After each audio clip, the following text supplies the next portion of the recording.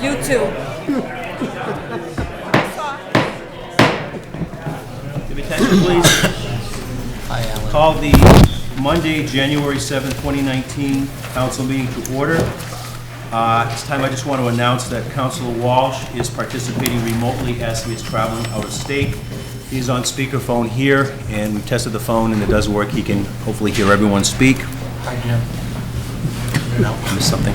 The first item on the agenda is the call of roll of members.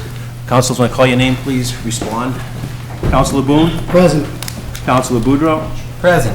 Councilor Craig Cormier? Present. Councilor Ronald Cormier? Present. Councilor Gravel? Present. Councilor Graves? Present. Councilor Hardern? Present. Councilor Christine Johnson? Present. Councilor James Johnson? Present. Councilor Kaczynskis? Present. Councilor Walsh? First item is the election of council president. I am not going to read the nomination election procedures, as all councilors have that before them.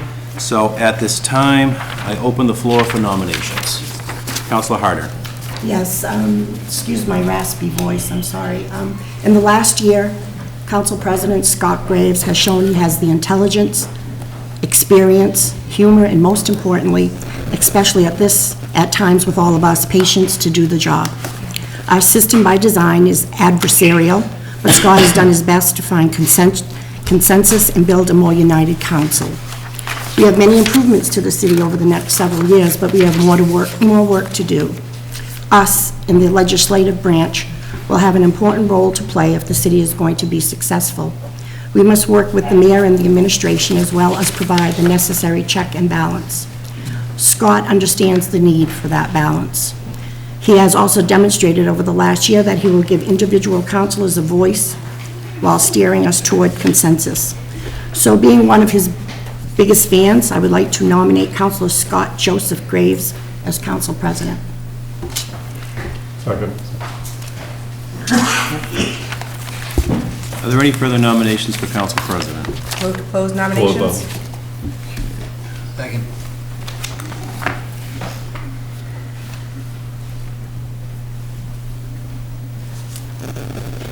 Motion made and seconded to close nominations. Because Councilor Walsh is participating remotely, all votes must be by roll call vote. Okay? So the first is to close nominations. On the vote to close nominations, Councilor Boone. Yes. Councilor Boudreau. Yes. Councilor Craig Cormier. Yes. Councilor Ronald Cormier. Yes. Councilor Gravel. Yes. Councilor Hardern. Yes. Councilor Christine Johnson. Yes. Councilor James Johnson. Yes. Councilor Kaczynskis. Yes. Councilor Walsh. Yes. President Graves. Yes. I mean, Councilor Graves. I didn't change the sheet yet, but assume, anyway.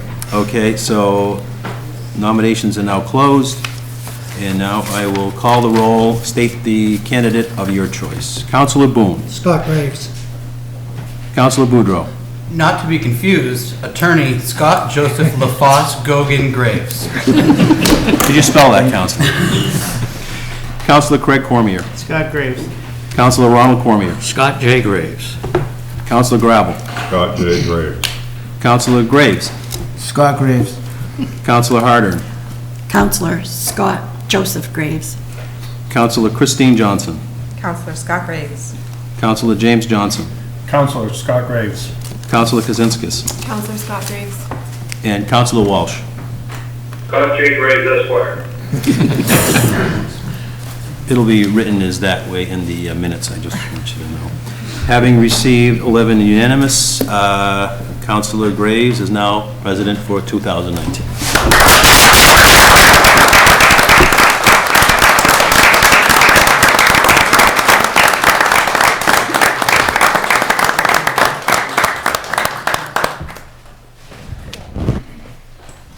I'm too short, I can't read.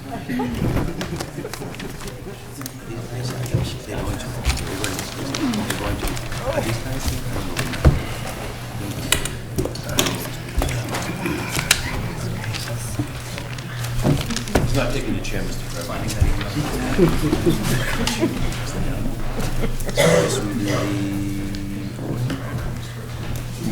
Please rise for the opening prayer to be followed by the Pledge of Allegiance.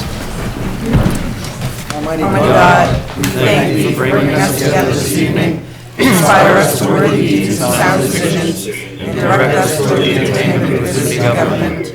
We pray thee to bless and protect all the people of our city, and so guide and inspire us, that we may deliberate in unity and harmony. Amen.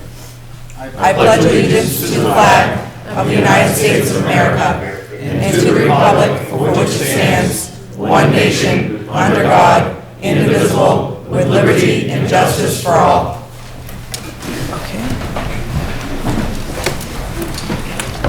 Is anybody recording tonight's meeting? I don't see any hands, so we will assume nobody is.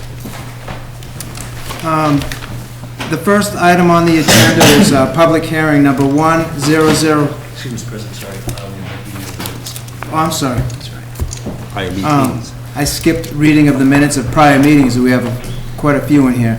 Reading and approval of the minutes of the informal meetings of May 21st, 2018, June 25th, 2018, June 26th, 2018, and June 27th, 2018. And the informal and regular meetings of December 17th, 2018. Councilor Cormier. Well, I'm pleased to make the motion that we waive the reading of all of those minutes that have been mentioned and that we accept them as printed. Second. Motion made by Councilor Cormier, seconded by Councilor Gravel to accept, to waive the reading of all of the minutes as specified and to adopt them as written. Any discussion on the motion? There being none, Mr. Clerk will call the roll. Councilor Boone? Yes. Councilor Boudreau? Yes. Councilor Craig Cormier? Yes. Councilor Ronald Cormier? Yes. Councilor Gravel? Yes. Councilor Harder? Yes. Councilor Christine Johnson? Yes. Councilor James Johnson? Yes. Councilor Kozinskis? Yes. Councilor Walsh? Yes. President Graves. Yes. Motion carries. Next item on the agenda is public hearing number 10032, a petition by National Grid and Verizon New England Incorporated to install one jointly owned pole on Otter River Road beginning at a point approximately 374 feet west of the center line of the intersection of Happy Hollow Road. Is there anybody here this evening who wishes to speak in favor of the petition by National Grid? Yes, sir. You can just state your name and who you... Steve Susi from National Grid. As a customer at 302 Otter River Road, is redoing their service and they're relocating it to the northeastern side of their house. And so we would have to install this new pole in order to grant them their upgraded service. Thank you, sir. Is there anybody else who wishes to speak in favor of the petition by National Grid for the pole? Is there anybody here wishing to speak in favor of the petition for the pole? There being none, I'll now ask if there's anybody here tonight who is here to speak in opposition of the petition by National Grid for this pole. Anybody here to speak in opposition to the petition for the pole? And one more time, is there anybody here in opposition of the pole? There being none, I'll call the public hearing closed. And the next item I'll take out of order, since we're on that subject. I'm going to take on the second page under Public Service Committee, we're going to take that poll out of order. Number 10032, a petition by National Grid and Verizon New England Incorporated to install one JO pole on Otter River Road beginning at a point approximately 374 feet west of the center line of the intersection of Happy Hollow Road. Is there a report from the Public Service Committee, Councilor Boudreau? Seeing as there technically is no Public service committee at this time, I would like to motion that we remove this poll from committee. Motion made by Councilor Boudreau and seconded by Councilor Boone to remove or discharge the item from Public Service Committee. Any discussion on the motion? Councilor Boudreau. I move we approve the poll. First, the motion on the table is to remove it from discharge from the committee. So, do you have any discussion on that? Is there any discussion on the motion to discharge this item from Public Service Committee? There being none, all in favor, aye? I'm sorry, roll call. Roll call vote, Mr. Clerk. Councilor Boone? Yes. Councilor Boudreau? Yes. Councilor Craig Cormier? Yes. Councilor Ronald Cormier? Yes. Counselor Gravel. Yes. Counselor Harder. Yes. Counselor Christine Johnson. Yes. Counselor James Johnson. Yes. Counselor Kozinskis. Yes. Counselor Walsh. Yes. President Graves. Yes, and Counselor Boudreaux, on that same item, number 10032. Motion we approve this poll. Second. Motion made by Counselor Boudreaux, seconded by Counselor Craig Cormier to grant the petition by National Grid for poll number 10032. Any discussion on the motion? There being none, Mr. Clerk will call the roll. Counselor Boone. Yes. Counselor Boudreaux. Yes. Counselor Craig Cormier. Yes. Counselor Ronald Cormier. Yes. Counselor Gravel. Yes. Counselor Harder. Yes. Counselor Christine Johnson. Yes. Counselor James Johnson. Yes. Counselor Kozinskis. Yes. Counselor Walsh. Yes. President Graves. Yes. So that passes, that petition is granted. The next thing I want to do is take items out of order again, and this will be communications from the mayor on page 2, at the top of page 2, for some appointments. Number 10036, 10037, and 10038. We'll be taking those out of order right now. Number 10036, a measure confirming the mayor's appointment of Marcus Guerrero to the position of police officer permanent. Councilor Cormier. Since, as Councilor Boudreaux mentioned, there are no standing committees at present time, I do want to report very briefly, I received this information from the chief. All 3 officers are residents of Gardner. They've received extensive pre-employment background training and checks. They've graduated from the Municipal Police Academy. The academy just concluded on the 20th of December. Each of, I'm proud to say, of our community has served in the military. All 3 individuals are veterans of our military, and each are highly recommended for employment by the chief of police. So I think it's certainly appropriate to waive the normal report from the committee, which you just had anyway. And I move the confirmation of Marcus Guerrero to the position of police officer. Is there a motion to suspend the rules? Prior to that, I should make a motion that we suspend the 10-day notice rule. We did not have the required 10 days. So I make that in the form of a motion. Second. Motion made by Councilor Cormier, seconded by Councilor Boone to suspend the rules and thereby waiving the 10-day notice requirement. Any discussion on that motion? There being none, Mr. Clerk will call the roll on the suspension of the rules. Counselor Boone. Yes. Counselor Boudreaux. Yes. Counselor Craig Cormier. Yes. Counselor Ronald Cormier. Yes. Counselor Gravel. Yes. Counselor Harder. Yes. Counselor Christine Johnson. Yes. Counselor James Johnson. Yes. Counselor Kozinskis. Yes. Counselor Walsh. Yes. President Graves. Yes. Motion carries. Councilor Cormier. I therefore make a motion to confirm the mayor's appointment of Marcus Guerrero, position of police officer permanent. Second. Motion made by Councilor Cormier, seconded by Councilor James Johnson to confirm the mayor's appointment of Marcus Guerrero to the position of police officer permanent. Any discussion on the motion? I have a question, Mr. President. Yes, Councilor Walsh. Am I correct that the motion to suspend the rules that were applicable to all 3 of these police officer appointments?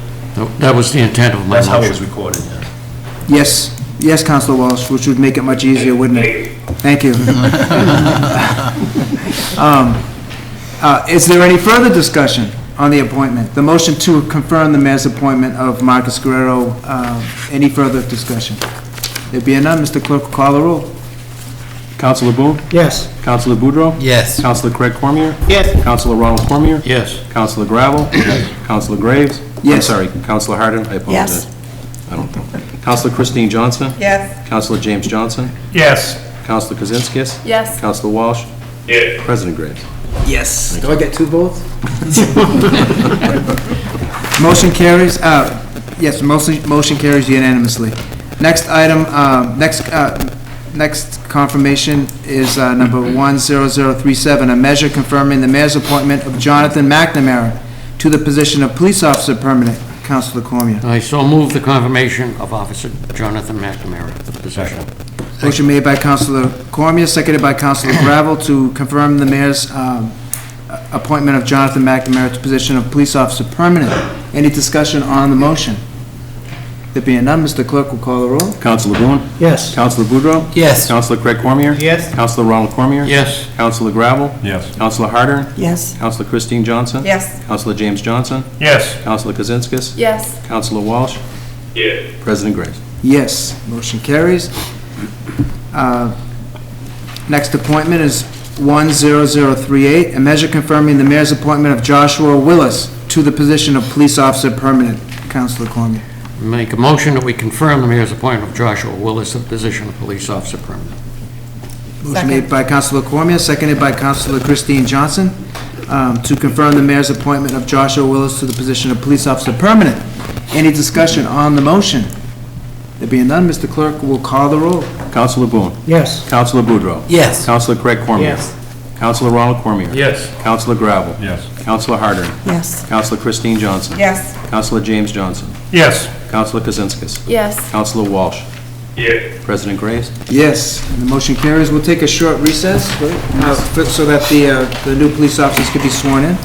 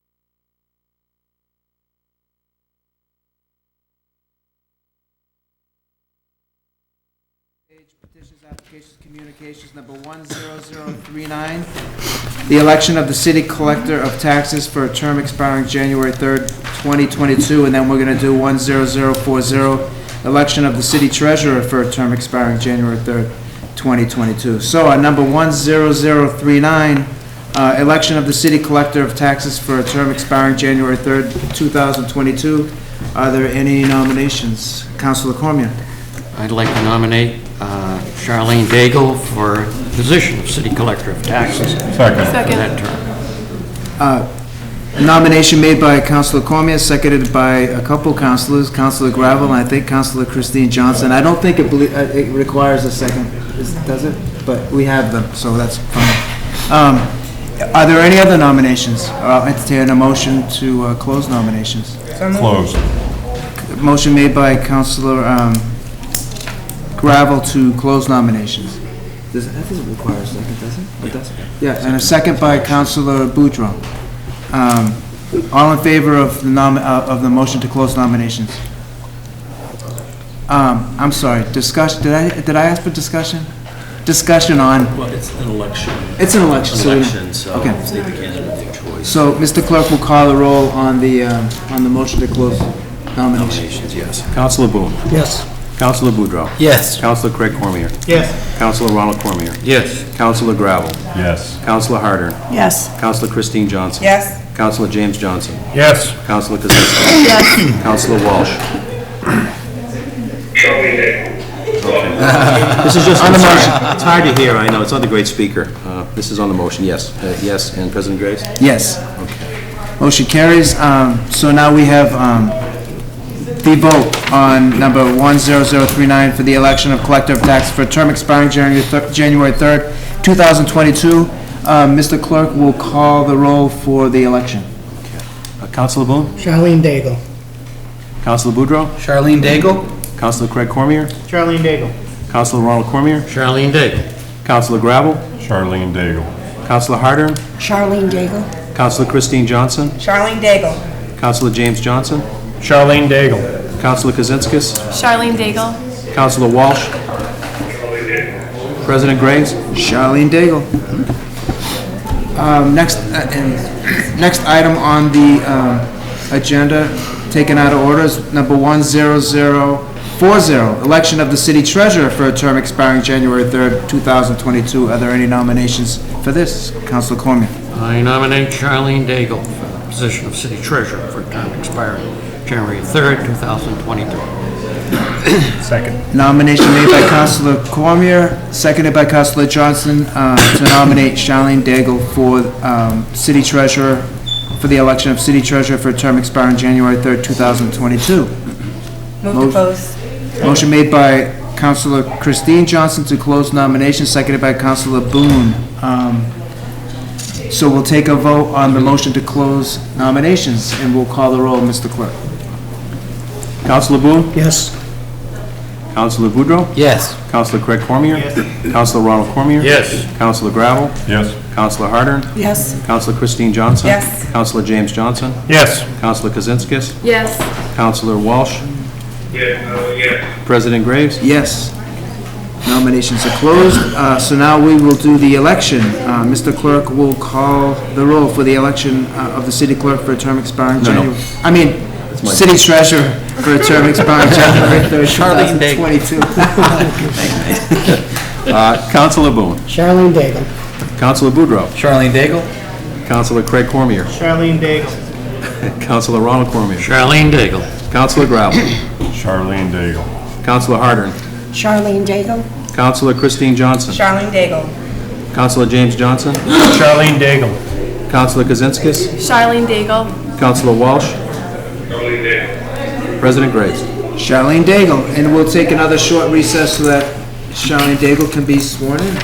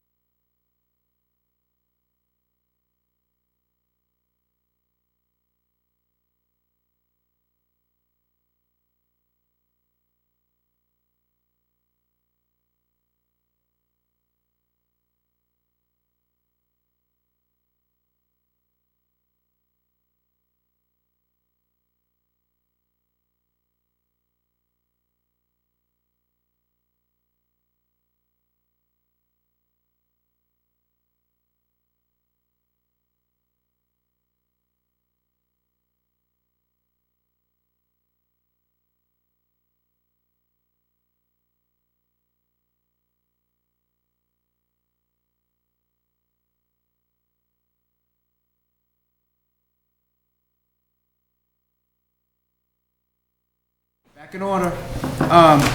So what we'll do now is the public hearing on page 1, number 10032. I'm sorry,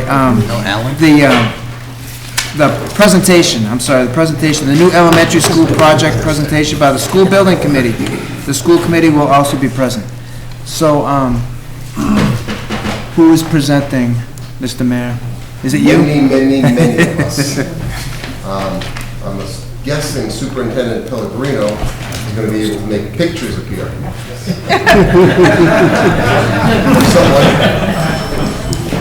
Christian's on. What does this X mean? Okay. I see it. Oh, my phone's dead. All right, perfect. That makes sense. No. We got the TV. One point, don't worry about it. I don't understand.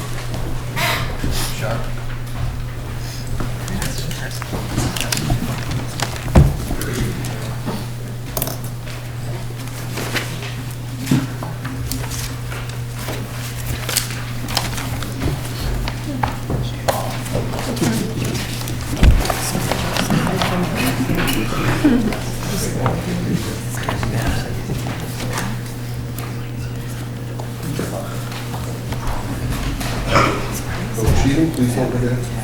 Typical, no batteries. No. Thank you very much. That's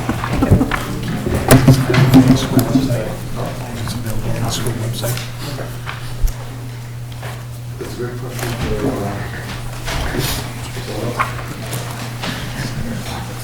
You already asked two questions. Oh, you already have one.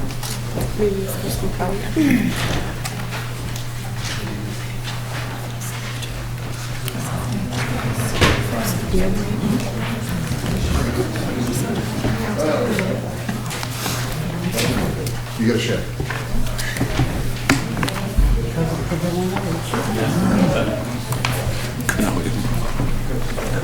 If I just don't fall over that.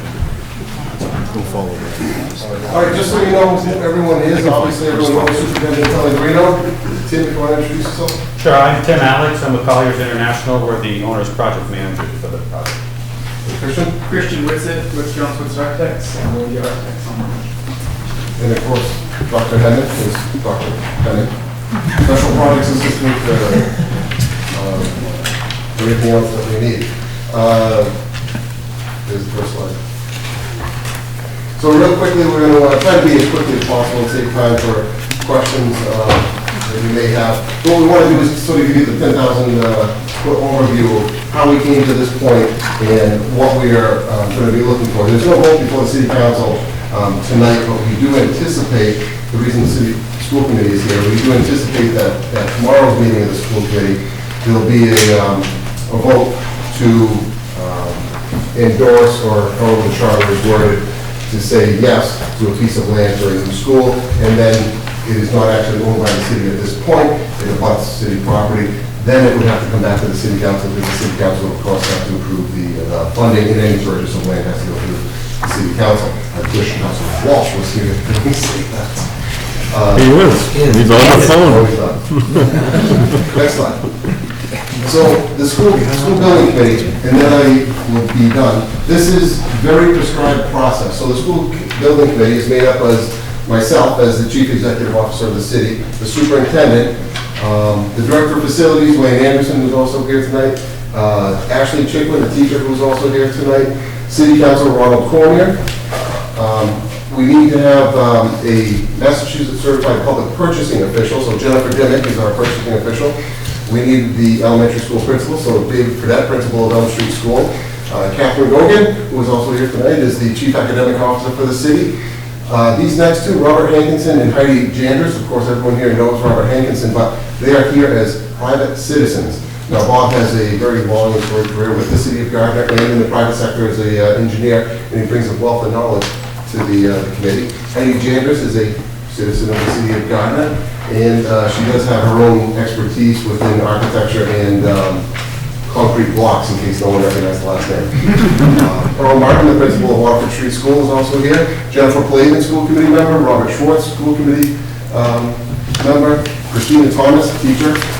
also one of the elementary school teachers, Joyce West, Student Services, and April Yu, the school business manager. So all of that, except for the 2 citizens, are basically prescribed by the MSBA to say, this is what you must have. And then they said, you have to have a citizen, and we had 2. Did they say A or 2, or, well, we have 2 citizens. So that is what makes up the school building committee. And now we are going to turn it over to, hopefully, Ted. Yes. Thank you. So, as the mayor mentioned, the MSBA, or the Massachusetts School Building Authority, they are the funding source in the Commonwealth. So they are responsible for the capital improvement, funding the capital improvement projects on all public schools in the Commonwealth. It's a lengthy process. It's a phased process, so it's a lot of steps with submissions, review, approval before moving to the next process, the next step. But in the end, going through that process allows the city to reap the rewards of the grant. So in the end, the MSBA would fund most of the project. There are some things that aren't eligible for reimbursement.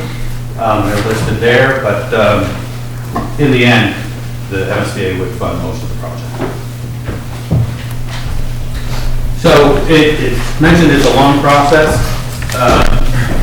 Back in 2016, early in 2016, there was a submission for a statement of interest that goes in. It takes about a year or so for them to review, and then that gets approved, and then you start assembling your team. So the OPM was brought on board, the design team was brought on board, and then that took about a year to get to where we are today, where we're submitted to the MSBA for our schematic design.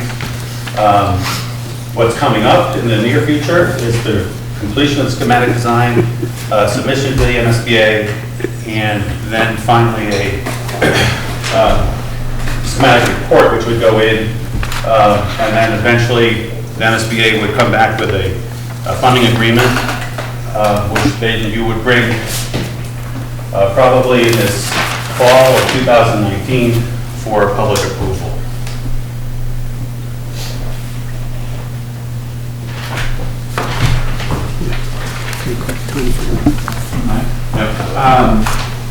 So as Tim mentioned, so we just submitted our preferred schematic. So we came up with many different options to study along with the building committee.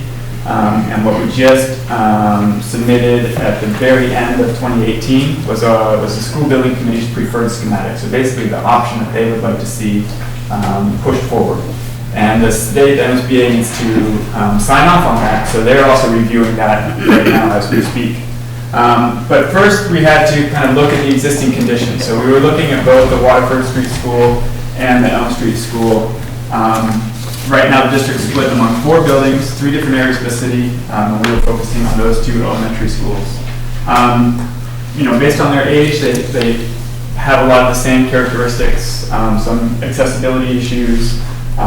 Some of their mechanical, electrical, and plumbing has been updated. Gardner has done a better job than most of the communities that we work for, I would say, but there are still very antiquated systems within those buildings. I'm going to go into a little bit of detail on each one. Stop me at any time, so I'm going to go fairly fast so that we don't have 30 slides, so we'll go as quick as we can. So the Waterford Street School, built as a junior high school in 1953, so it wasn't really ever meant to be an elementary school.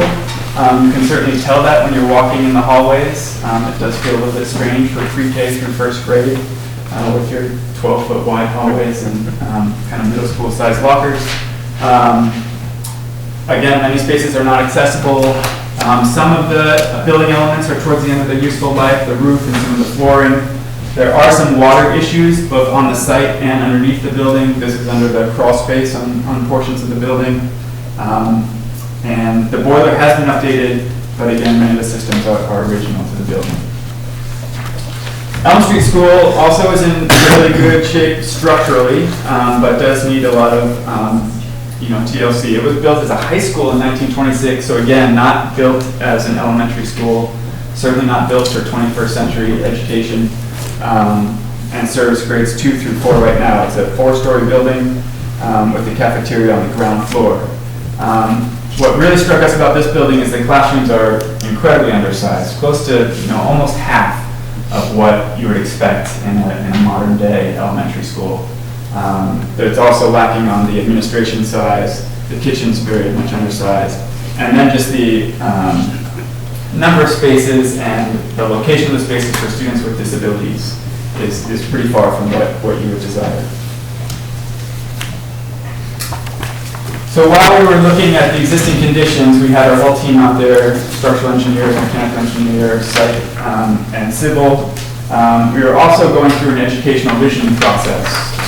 So David Stephen from New Vista was helping us, and we were able to meet with many of the teachers before the summer vacation, and then regroup and meet with them again right towards the very beginning of the school year. And the purpose of these meetings was really to make sure that the building that we're proposing for Gardner is specifically tailored for the educational needs of Gardner. We want to make sure that we're listening to the staff and teachers and getting their input and really trying to make sure that the design fits in with what they're desiring of your school system. So we showed maybe 20 or 30 different examples, each highlighting different aspects of some more recent school design. These were just 4 of the highlights that the staff and teachers really seemed to gravitate towards, from a welcoming entry to clusters of learning, so classrooms are grouped together, and again, these were identified as specifically important to Gardner. From there, we came up with 5 guiding principles. School is a community resource that must be used not just for school hours, but that it also be seen as a benefit to the entire community. A focus on 21st century teaching and learning, which goes right into the rest of these. Organizing the school in learning communities. So there was a high preference for having kind of grade cohesion in the new design of the school, making sure it's a healthy and sustainable school, and then providing outdoor and connections to nature. So while the educational visioning process was happening, we were looking at all of the different options that really we could figure out as a possibility here in Gardner. The Massachusetts School Building Authority specifically mandates that we look at bringing the school that was submitted for the statement of interest, that was the Waterford Street School. We look at that option of just simply bringing that school up to code. So that's got to be one of the options. There has to be some renovation options, and then they also like to see some new options. So looking at 3 different sites, Waterford Street, Elm Street, and then potentially the middle high school site, and looking at 2 possible grade configurations. This is kind of unique. Not all towns look at 2 different grade configurations, but Gardner did an excellent job of presenting their case to the MSBA, and the MSBA allowed Gardner to look at 2 different grade configurations. Sometimes they don't give you that flexibility. So we came up with 6 different options, which can be summarized on the next slide.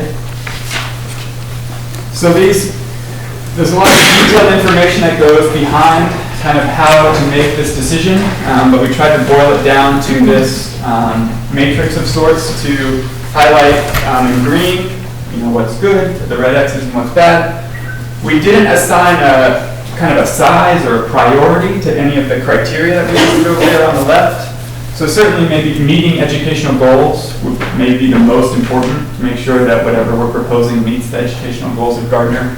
But there are a variety of other criteria that we are looking at in terms of trying to arrive at our preferred schematic.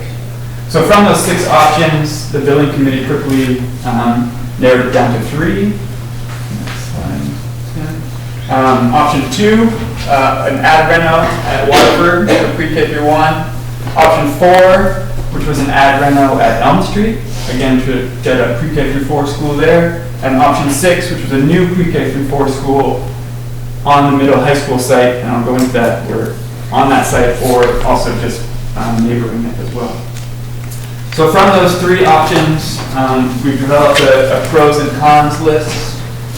So on the next slide. So this is, we're starting to think about materials that would be helpful for the general public as they start to understand this process. At the same time as helping the school building committee come to their final decision on their preferred schematic.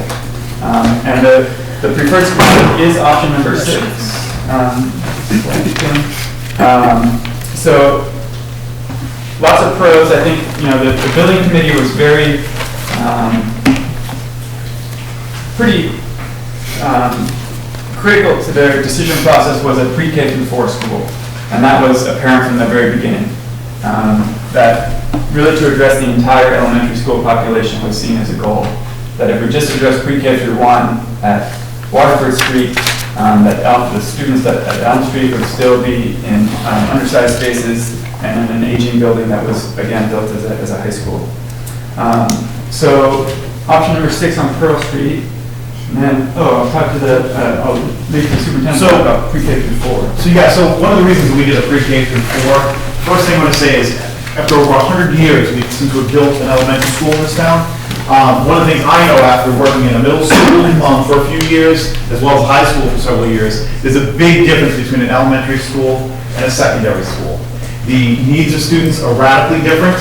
The size of the rooms, how they're configured, how you support students, it's changed a lot in the last 100 years. So it's really important that we start reaching all of our students. One of the concerns is if we went with the pre-K to 1 option, that the students at Elm Street would be waiting a long time because probably our next school, believe it or not, probably will need to be the high school after this school is built.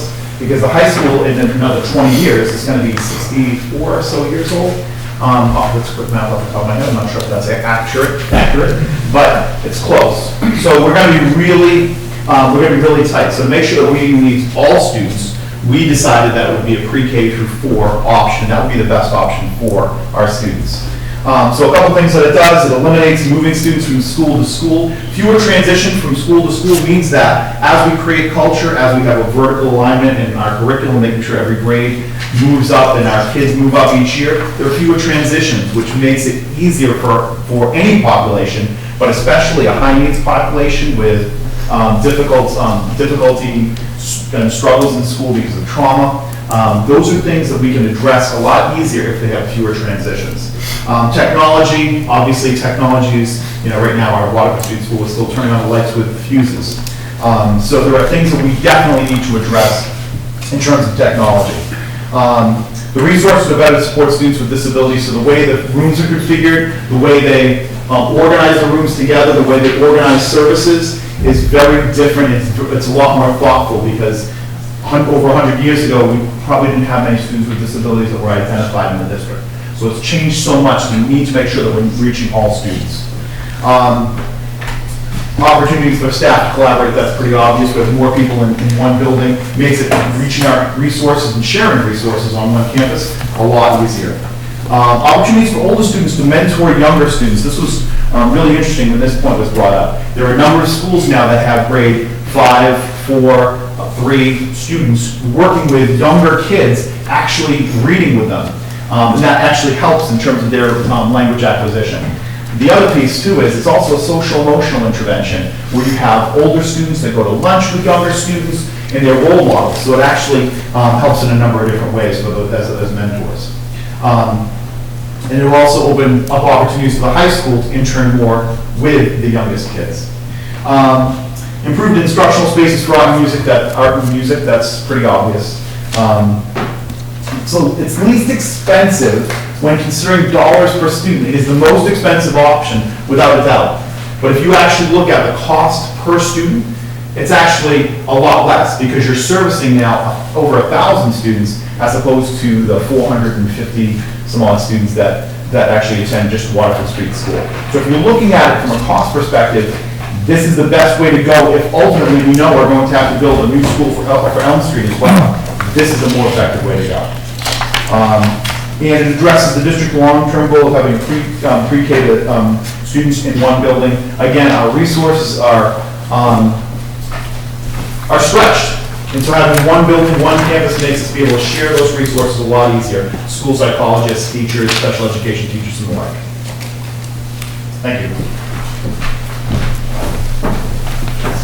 So a similar kind of large decision that the building committee had to make was looking at the site. So for a long time there was a preference to have it near the middle school and high school again, sharing of resources, really trying to get the district to be able to have those 3 schools located close together. The more we looked at the existing middle school, high school site, there were unfortunately quite a few barriers that we found with that piece of land.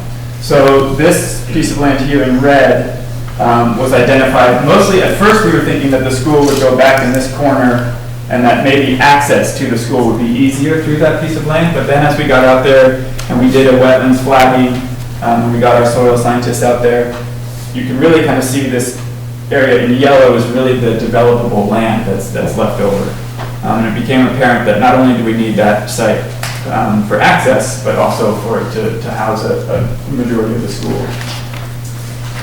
So this is the existing question. How many trees are in the yellow land? Lots. Okay. So we have been able to, we've flagged the wetlands, we've also gone forward and done some geotechnical investigations, which was a big concern of ours, that there's some topography to that site, and this site as well. It's kind of dropping down here where the wetlands are and then rising back up. And we were afraid that it was primarily ledge. We were able to get out there with a geotechnical outfit and do some test pits, and we were able to get down to 12 or 13 feet in 10 different test pits. One of them hit what could be either ledge or a large boulder. So that was good news, that we really thought it might be much more difficult than that. Certainly there are more site testing and evaluations that will need to happen as this process continues. But at this early stage, we're feeling very comfortable with the site itself. This is the existing site plan. So you can see here in blue the wetlands, and then the dashed red line is the 100-foot buffer. This is the proposed site plan. So access would be off of Pearl Street, right across from the state park entrance. And then the school is located up here with play fields to the north. The benefit of such a large or long access is that we do have, we'll have 10 to 13 buses for a school this big. We'll have lots of parents doing drop-off at the same time. And so those site constraints really started to differentiate this site from the Elm Street school site. There was a lot of interest in trying to see what we could do with an addition off of the existing Elm Street school. But when we really got into the site factors and the transportation factors and site circulation, this site really started to make a lot of sense. Next slide, Tim. We'll just zoom in on the site plan here. So this is the proposed, again, this is very early on. You'll see probably something fairly different in a couple of months. But for this preferred schematic, we're looking at a bus loop here to the north and to the west, a separate car drop-off loop down here to the south, and even separate from that, a small parking area for pre-K drop-off so people can park and walk their kids in at that age level. So we have 2 separate entrances, a main entrance, which will be used throughout the day, and then a secondary entrance will just be used at pickup and drop-off hours for the car drop-off lane. Christian, just any questions on the site? That dotted line is just that dotted line. One of the problems we heard about the high school and the middle school, one way in, basically one way out. That is, it's in very small print, very tough to read, but it says potential connection to the high school. So we were looking ahead in 10, 15 years, there could be another connection, so now you have 2 ways in and out of the high school, middle school area also. How many acres is the site?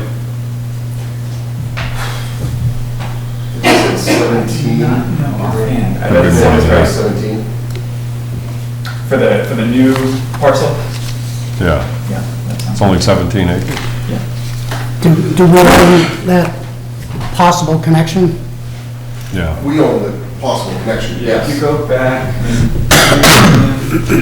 yeah, that's fine. So this pink line, this is the property line right now. Maybe if you go back one more, sorry. And so this is the parcel to be purchased, and this is all existing high school, middle school, town-owned land. Okay, thank you. Thanks. Yeah. I'm concerned with one inlet. Is there a way Because if you go forward one, you have the inlet there, right? And then you have, is there any way to loop it around to come back out in a different, you have the pre-K drop-off or pre-K parking lot, is there a way to loop it back out to Pearl Street? So that you have one big traffic that's going in that way, but going out the other way? Right. I don't know, I'm just thinking, yeah, to come back out. Because it's all along Pearl Street, single-family homes and lots. So it's a pork chop shaped lot, so it's narrow coming in and then opens up in the back.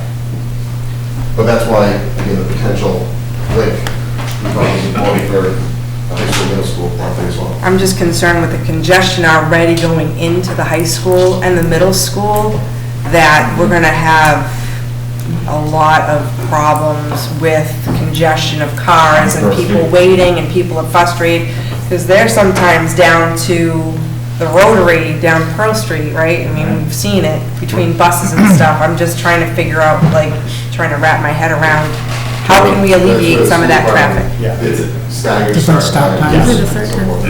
We have to make sure that they're not all starting at the same time. That would, yeah. Well, it's still talking about 1,000 people, right? Yeah. 1,000 students. And then they had their parents and their cars and the buses. Teachers. So a traffic study is due up next in our process. So that's So this may hopefully change. address many of those concerns, but we'll look at that in terms of timing and loads and what is anticipated. Still in the schematic. Is that a bridge? They have to remember. Because we've had awful luck with bridges here in Gardner. The pink thing? Right there. And if so, how long would that bridge last? It Or is scheduled to last? crosses a wetland, but I don't know if I would define it as a bridge. Could probably be a culvert to make sure the wetlands can still flow, like a bridge, or crossing. I guess my only other concern would be, is the wetlands all the way around that? I mean, are we doing this on slab, or are we doing a foundation? It would most likely be a slab on grade. It's very well draining soils, which is good. It's a mixture of sand and gravel and boulders and cobbles. But yes, It's hard pan. avoiding the wetlands is going to be critical. So you've done testing in that area for the water table before? Or is So that we gonna be came the up next step? with the backhoe, and we dug 10 test pits, and they looked for water level while they were doing those, and I think they encountered it about 9 to 10 feet below where the test pit started. So all of that is well within what we typically see in some of these schools. Did you do that after a certain time after it had rained, or? It's been a very wet year. I mean, we did it in late November. We were battling with snow while we did it, so certainly it was not during an abnormally dry spring. Were any of the proposed lots not in a wetland? Like, I've gone to school in a wetland my whole life. And Elm Street would not have been a wetland. All right. But it would have taken up a lot of that, and probably the baseball field, the stone field, would have been turned. Stonefield and the traffic, we didn't have to do an analysis of that area to find out that if we put 1,000 students on Elm Street, that it would be a major problem. Lots of exits, though. Yeah. Take the different side streets. You have one exit onto Pearl Street. Any other questions on the site? Keep going on to the floor plans. So again, this is very early schematic. We're just now hoping for, if we get state approval about this preferred schematic, then we'll start going into schematic design. And that's really when we start thinking about the massing of the building, the elevations, a little bit more on the materials. But right now we're looking at a central core of the building and 2 separate wings, one to the north and one to the south. A 2-story wing to the south, which houses pre-K and K, and a 3-story wing to the north, 1st, 2nd, and 3rd grade, and then the 4th grade comes over on top of the central wing. So we've got a main entrance, administration, nice front and central, with good views towards the parking and the bus drop-off. Gym and cafeteria being able to be accessed at night by the general public, while you can easily shut off the rest of the school. And then also with the stage in between, And so a lot of those community spaces right there in the center. What's that little white area between the stage and that? What's that? Right now, that's us looking at a ramp going up to the stage. Handicap accessible? Correct. Early plan. This is the next floor up, so we have the media, the library, over the administration. Those work really well together because they're often of a similar size. We have some of our specials here, art and music, on that central spine. Kindergarten cluster or neighborhood, another neighborhood of classrooms over on the north, which is the second grade at this point. You can see in form we have students with disabilities or spaces that are oriented towards that student population. So trying to sprinkle them throughout the building instead of just putting them in one corner of the building. Often now it's in the basement. So really trying to make sure that those resources are available to anybody throughout the day. And then the top floor, third grade and fourth grade. Any questions on the floor plans? How many elevators? Right now, just one, but that's something that we're going to. Where would that be located? Right now, it's in this corner here, so accessing all 3 floors. One thing that this design allows us to do is it responds very well to the site and to the setbacks in the wetlands and the buffer areas. The other thing it allows us to do is there's a high chance that I think we might drop or raise one of these wings in order to handle some of that topography in the most cost-efficient manner possible. So where that elevator winds up will be where that transition happens. So it's possible too then? And there's a possibility that we'll have 2 elevators. And for a school of this size, it's kind of right on the edge of if you'd have 1 or 2. And it's 3 stories. We've done a 4-story school where we had 2 elevators, and then of course, smaller schools plus 1. Any questions on the early plans? I'll let Tim handle the difficult questions. Thank you. So, you know what your next question is going to be with the cost, with the time frame. It's very early, but part of the process is going out to independent estimators on a regular basis. So at Schematic Design, the design team has hired an independent estimator, PM&C, who's developed an estimate based on the drawings that you just saw. So they're very, very rudimentary, taking some numbers, they're putting in some contingencies to fill in some of the gaps, we'll say. We also go out for estimates at the end of design development, if the project is approved to move forward, and then a couple different ones during construction documents. So that way we're always checking and making sure that we're staying on target. But so the estimates that came back is the construction cost for the actual art building is 41.5 million. The site work, 8 million, 8.1. Contingencies and escalation, again, that's that design contingency for filling in the gaps of really kind of what's not known yet, because this is just very schematic at this point. We don't know what types of mechanical equipment, what types of materials we're using yet. So the estimators use that to fill in those gaps. And then we have the general conditions overhead costs. So we get a construction cost of about $65 million. We also have other costs that we have to then, in order to complete the whole project cost. So there's fees and expenses and other costs. We get a total project cost of somewhere between $83 and $89 million all in. With the MSBA's reimbursement, again, we have a range here, but the MSBA reimbursement of about $48 to $52 million, and that's based on a percentage of eligible costs. And we talked a little bit before that not all costs are eligible, but of the eligible costs, you're going to be getting a certain reimbursement all throughout. So you're already getting reimbursement on the design fees that you've spent to date, and that will continue throughout. So then the city costs of approximately $36 to $40 million.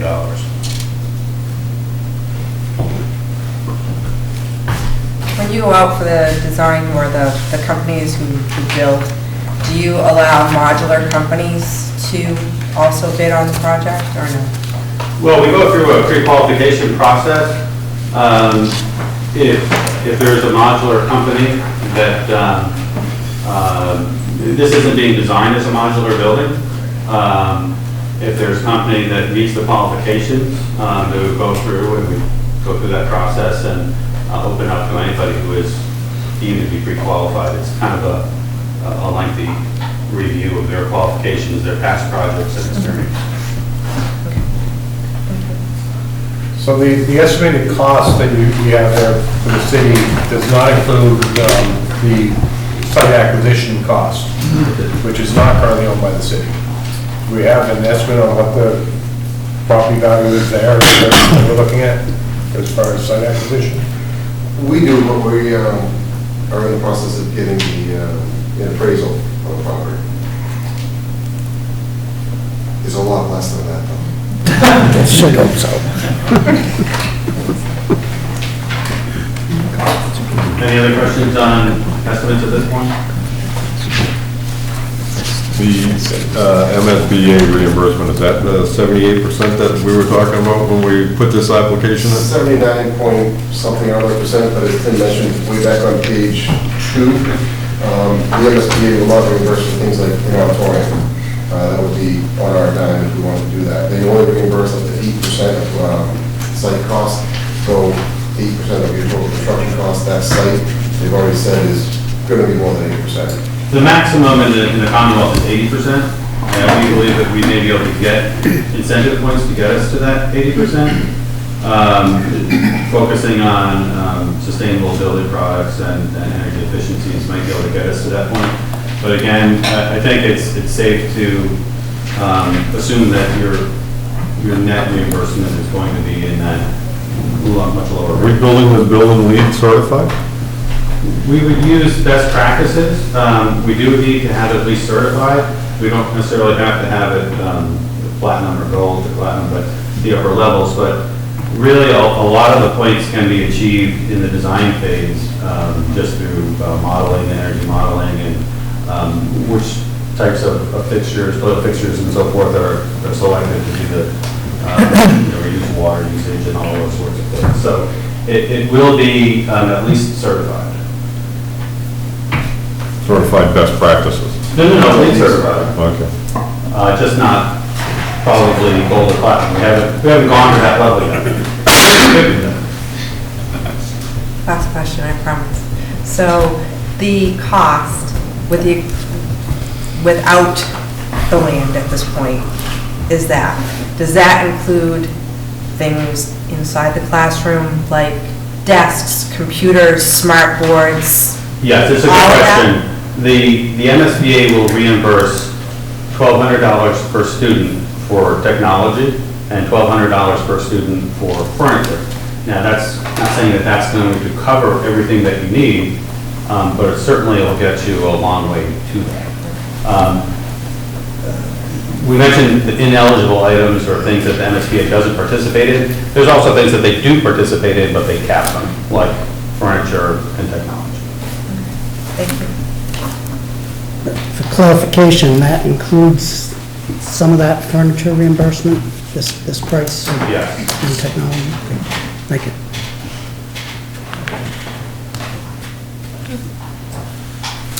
So the other question that probably everybody has is how long would this take? When would we be able to get into the building? And again, it started back in 2016. We're halfway through the schematic phase. We go through this is a major milestone. Getting the MSBA approval at the end of schematic design. That's when they will put in writing that they will participate and give you a maximum grant number, which then you can take to the voters and get local approval and show that you do have state backing on this. Assuming that we go through, design is really during that end of 2019, 2020, a year and a half or so of construction, and then occupancy of the building for the fall term of 2022. Closeout is punch list and construction type of activities, fall plantings, that sort of thing, for the end of 2022. And then the project closed out with MSBA and paperwork and final reimbursement probably a year later. One more. Is this going to be a SIP program? Is it going to be a self-insured project? I don't know that that's been determined yet. Did the committee talk about what we're going to do with the other schools? Yes, we talked about that at length. Actually, Elm Street School is a site where I've already spoken with CAPS Collaborative. They're interested in the site, but I also spoke with Mount Wachusett Community College, and we're going to be partnering with Gateway to College. And actually, so we're going to be having some additional programs. So there's definitely going to be a need for Elm Street School. Not to mention, I believe administrative offices are not reimbursable. So probably our administrative offices would be housed probably at Elm Street, not at the new building. The Marford Street School, Boys Arts Club is very interested in that. Just a quick question with regards to Elm Street School. I know that you and I had dialogue regarding golf maybe being turned into like a Monty Tech type of thing with technology and agriculture.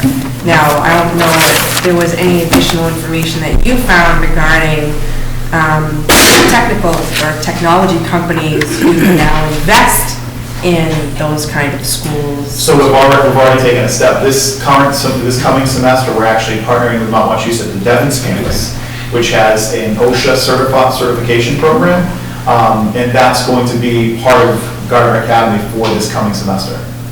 That's actually new news, so we haven't rolled that out, but we've already talked with them. We've already talked costs and how we can do this for kids. And then what we're going to do is we have Coach K is going to identify some internship opportunities, paid opportunities, cable ties, things like that are great opportunities for kids when they're making 17 to $20 an hour. It's a livable wage, and they actually get a certification after each one of these programs. So that's a step toward exactly what we're talking about. Great, thank you. Yes. So again, our next steps are really getting the preferred schematic report that was just submitted January 3rd, and getting comments back from the MSBA, incorporating those comments and really getting the schematic design to a point where we can bring it out to 2 independent estimators. We'll get those estimates back. We'll submit that package to the MSBA for their board meeting, get board approval, where they will then enter into a project scope and budget agreement with the city, which would then allow you to go to the local approval. So my job is act now. Why act now? So there's a couple things. First off, of course, the middle school hasn't been, the last school was built was in 1996, so that's 22 years ago. Gardner has not built an elementary school, I put down since the 1800s, but I think it's just been a little over 100 years, 1900 something. Coleman Street was built as something we don't know what. It could have been an elementary school, but clearly things have changed since then. Our reimbursement rate is 78.6% with possibility to go even a little bit higher. Including all reimbursable and non-reimbursable costs, the MSBA will reimburse the city for approximately 60%. That's what it usually figures out to, is about 60%. So we're paying 40 cents on the dollar. An opportunity to provide new facilities for the entire elementary school population. This is really important. As we look to the future, we have to make sure that we're creating schools that serve all of our students, pre-K through 12. And we don't want to wait another 20 years, or actually about 40 or 50 years before we get a new elementary school. So this is really important. We have pre-K through 4. Keeping Gardner students in Gardner. I've talked a lot about this during our finance, during a lot of my finance presentations. 2 things are really important. Our school choice out right now is $1.7 million out. That's a little over 300 students. It's still about the same as it was before. To turn this around, I'm not saying that this will turn around, but I can tell you, when you build a new school, everyone who talked with, when we talked with people who built new schools, school choice out went down drastically, and oftentimes you wind up getting more school choice in as well. The other piece is out-of-district placements and students with special needs. as I quipped before, 100 years ago, we weren't even identifying students with special needs. Now, we seek out students who are struggling to make sure we support all of our students, because in Gardner, all means all, whether it's students who struggle behaviorally, socially, emotionally, or academically, or all of the above. Our job is to make sure we're reaching all students. This kind of school will give us a better opportunity to reach all students. And again, pre-K through 4 approach is the most efficient in terms of square feet. Cost-wise, it's the most efficient, but also in terms of all of our resources being on one large campus, it helps us actually share resources, whether it be substitute teachers, regular education teachers, or specialists. Right now. Yes. Did you have a question? Again, we go back to population, right? So what are we estimating, 1,000 students going to this school? 1,050. So what's our population right now? Our total population is 2,400. No, just for pre-K to 4. Oh, pre-K to 4. Because we're talking about this school, right? We're not talking about the whole system. It's Pre-K to 4. We got 1,000 students right now? Yes. One of the steps that MSBA... We got 1,000 students right now in pre-K to 4? Wow, that's amazing. I want to say 1,050. That's awesome. One of the steps MSBA runs you through the ringer on is population, school population. So they have projections going out back then 20 years. And what they don't want to do is overbuild. Because far too often, they'll build this big, and then they'll be this big. So it was a very, very long prescribed process. Many trips into Boston, a lot of data, and I don't even know myself. I guess the reason why I asked, not to cut the mayor off, is only because you just said we're school is now 330 plus students. Right. At $1.7 million right now. 300, yeah. Right? So we're banking that these students are going to stay in place, the pre-K to 4 in this school system, and then go on to middle school. I wouldn't say we're banking on it. What I'm saying is it's definitely a positive contribution to it. I'm not trying to be negative. I'm just trying to look out for the outlook, right? 20 years from now, I want to see where we're at here. I mean, this is pretty much just hoping that it stays the same population throughout the whole pre-K through 4, right? This room, what's that? Your 300 is K-12, not just elementary. Right. Yeah, so we're saying we're going to have 1,000 students every year going through pre-K through 12. So as they progress up, I mean, through 4, sorry. Everybody okay? So pre-K through 4, we're going to have a continuous 1,000 students, you're thinking, for the next 20 years? I hope so, yes. Okay. But even if we stay as it is right now, it's 1,000 students through pre-K through 4. We have a little bit of room if some students that stay in each grade level. But those 300 students are all the way from, kindergarten through 12th grade. Okay. Yeah. We've been pretty steady, though, in the elementary from pre-K to 4th grade. We've been pretty steady with our numbers. I think the area that we tend to be losing students, at least what I've seen, middle school and high school, is where we're seeing it. So, I mean, I think that we've been, even when I was on the school committee, we were pretty steady with the amount of kids at the elementary school. And when we added the pre-K and the full-day kindergarten, we actually saw a jump in our numbers. So this, I mean, I think that once we get through the elementary school, we got to figure out how we're going to keep the students in middle school and high school. Well, what happens is it builds. So, each year you lose a few, you gain a few. Unfortunately, we just haven't been gaining really as many as we're losing.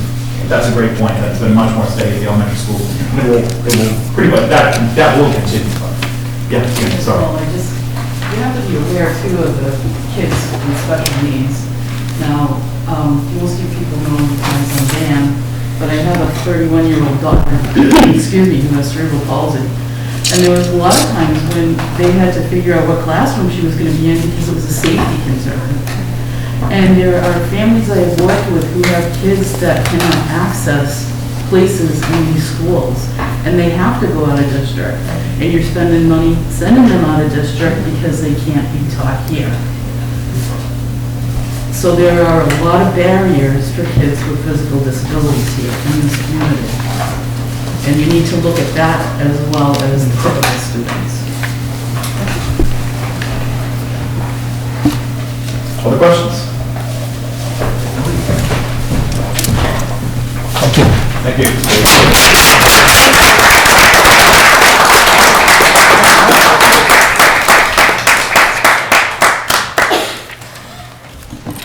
We're going to take a short recess so everybody can get their stuff on. Maybe have to call Council Walsh. I think we have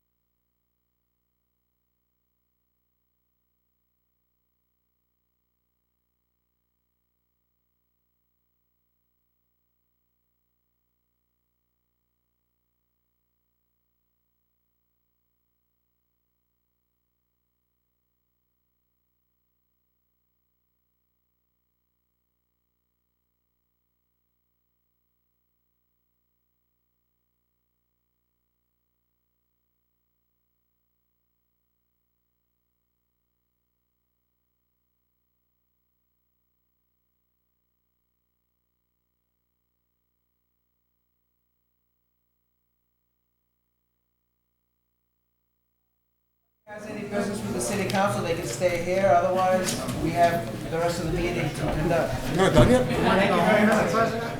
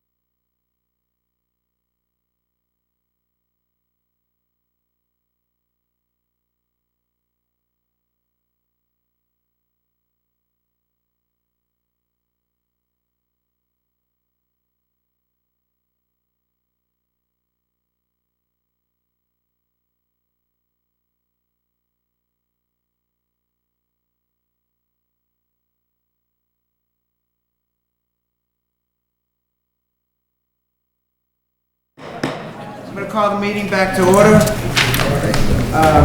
So we'll pick up with the next item on the agenda, which will be communications from the mayor, number 10034. A measure confirming the mayor's appointment of Shaughnessy Dame to alternate inspector of wires for a term expiring December 14th, 2021.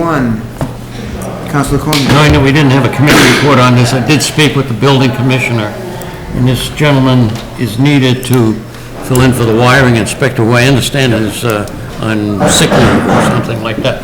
He comes very well qualified, so in absence of a report, I'd be happy to confirm the appointment, make a motion to confirm the appointment. Motion made by Councilor Cormier, seconded by Councilor Gravel to confirm the mayor's appointment of Shaughnessy Dame to alternate inspector of wires for a term expiring December 14th, 2021. Any discussion on the motion? Councilor Gravel. I just want to mention that at the public safety meeting recently, we were informed that the uptick in permits taken out in the city of almost hit 1,000. So the city is doing pretty well as far as permits being taken out. The city is growing. People may not just see it, but it, you know, it's not just commercial and industrial that we're dealing with. It's a lot of residential, a lot of additions, a lot of, you know, roofs and upgrades to their electrical services and all of that. And that's, the inspectors that work for the city do a tremendous job. I can't speak highly enough of the building department. So I'm in favor of this, Mr. President. Thank you. Thank you, Councilor. Any further discussion on the motion? There being none, Mr. Clerk, call the roll. Councilor Boone? Yes. Councilor Boudreaux? Yes. Councilor Craig Cormier? Yes. Councilor Ronald Cormier? Yes. Councilor Gravel? Yes. Councilor Harder? Yes. Councilor Christine Johnson? Yes. Councilor James Johnson? Yes. Councilor Kozinskis? Yes. Councilor Walsh? Yes. President Graves? Yes. That motion carries. Next item, 10035, a measure confirming the mayor's appointment of Edward Tonnet to alternate plumbing and gas inspector for a term expiring December 14th, 2021. Councilor Cormier. Again, I spoke to the building inspector. This gentleman has actually held a position in the past. And again, because as the council so well put, we're fortunate that we have a lot of work for these people. And these are really almost self-funding positions with the fees that are paid for by the clients. So I definitely make a motion that we confirm this appointment. Second. Motion made by Councilor Cormier, seconded by Councilor Gravel to confirm the mayor's appointment of Edward Tonnet to alternate plumbing gas inspector for a term expiring December 14th, 2021. Any discussion on the motion? There being none, Mr. Clerk will call the roll. Councilor Boone? Yes. Councilor Boudreaux? Yes. Councilor Craig Cormier? Yes. Councilor Ronald Cormier? Yes. Councilor Gravel? Yes. Councilor Harder? Yes. Councilor Christine Johnson? Yes. Councilor James Johnson? Yes. Councilor Kozinskis? Yes. Councilor Walsh? Yes. President Graves? Yes. Motion carries. Next item is on the second page, under petitions, applications, communications, and that would be number 10041, election of the city clerk for a term expiring January 3rd, 2022. And now we'll entertain nominations. Councilor Gravel. Nominate Alan McNally. Second. Nomination made by Councilor Gravel, seconded by Councilor Craig Cormier. Entertain a motion to close nominations. Motion made by Councilor Johnson, James Johnson, seconded by Councilor Gravel to close nominations. Any discussion on the motion to close nominations? There being none, Mr. Clerk will call the roll on the motion to close nominations. Councilor Boone? Yes. Councilor Boudreaux? Yes. Councilor Craig Cormier? Yes. Councilor Ronald Cormier? Yes. Councilor Gravel? Yes. Councilor Harder? Yes. Councilor Christine Johnson? Yes. Councilor James Johnson? Yes. Councilor Kozinskis? Yes. Councilor Walsh? Yes. President Graves? Yes, that motion carries. So now we have the election itself, and we have one nominee. So Mr. Clerk will call the roll for the election. Councilor Boone? Alan Agnelli. Councilor Boudreaux? The Honorable Alan L. Agnelli. You missed my middle name. Councilor Craig Cormier? Alan McNally. Councilor Ronald Cormier? Alan McNally. Councilor Gravel? Alan L. Agnelli. Councilor Harder? Alan Agnelli. Councilor Christine Johnson? Alan McNally. Councilor James Johnson? Alan McNally. Councilor Kozinskis? Alan Agnelli. Councilor Walsh? Alan McNally. And President Graves? The Honorable Mr. Clerk Alan Agnelli, Thank you. and that's unanimous.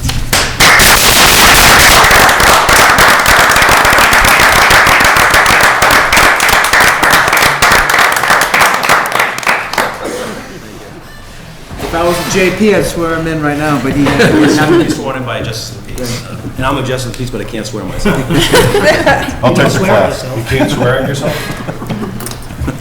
So, the next item on the agenda, number 10042, a measure approving an exemption under General Law, Chapter 268A, Section 20B, financial interest of Caitlin Bossy, contract for substitute teacher position. Councilor Cormier. We've had a number of these in the past. We haven't met with this particular individual, but she holds a part-time position. I don't know if you read in the paper, all the schools are having a hard time getting substitute teachers, so absent the regular procedure, I recommend passage of this exemption. Second. Motion made by Councilor Cormier, seconded by Councilor Gravel to approve, to adopt the measure approving the exemption for Caitlin Bossy under Chapter 268A, Section 20B. Any discussion on the motion? There being none, Mr. Clerk will call the roll. Councilor Boone? Yes. Councilor Boudreaux? Yes. Councilor Craig Cormier? Yes. Councilor Ronald Cormier? Yes. Councilor Gravel? Yes. Councilor Harder? Yes. Councilor Christine Johnson? Yes. Councilor James Johnson? Yes. Councilor Kozinskis? Yes. Councilor Walsh? Yes. President Graves? Yes, motion carries. Reports from standing committees. Number 10007, an ordinance to amend the code of the City of Gardner, Chapter 156, thereof entitled Municipal Grounds Commission to add provisions relating to a community bandstand committee. We presently, because of the change, for a couple days, we didn't have a president, correct? So there really wasn't any committees per se, so I think we're going to just grant the committee more time on that one, and I don't expect that the committee's going to change, but we will grant more time on that item, since I don't think we're going to have any concerts in the next couple of weeks, right? You never know, Councilor Mr. Brown? President. The weather's been nice. So we'll grant more time on that one. Next item, 10032, oh, we did that already. Next item, 10008, a measure authorizing acceptance of donations and gifts for use by the Community Bandstand Committee for musical concerts and other entertainment events, and likewise, as with 10007, we'll grant the committee more time on that one as well. And unfinished business, number 10016, an ordinance to amend the code of the City of Gardner, Chapter 600 thereof, entitled Vehicles and Traffic, Obedience to Isolated Stop Signs. Councilor Johnson. Just as a reminder, we split this question at our last meeting, and this one in particular was to add the stop sign at the bottom of Hospital Hill Road, the Temple, and I moved to its final turning. Second. Motion made by Councilor Johnson, seconded by Councilor Gravel to, motion to move, to send this to its second and final printing and passage. Any discussion on the motion? There being none, Mr. Clerk, call the roll. Councilor Boone? Yes. Councilor Boudreaux? Yes. Councilor Craig Cormier? Yes. Councilor Ronald Cormier? Yes. Councilor Gravel? Yes. Councilor Harder? Yes. Councilor Christine Johnson? Yes. Councilor James Johnson? Yes. Councilor Kozinskis? Yes. Councilor Walsh? Yes. President Graves? Yes, that motion carries. I'll entertain a motion to go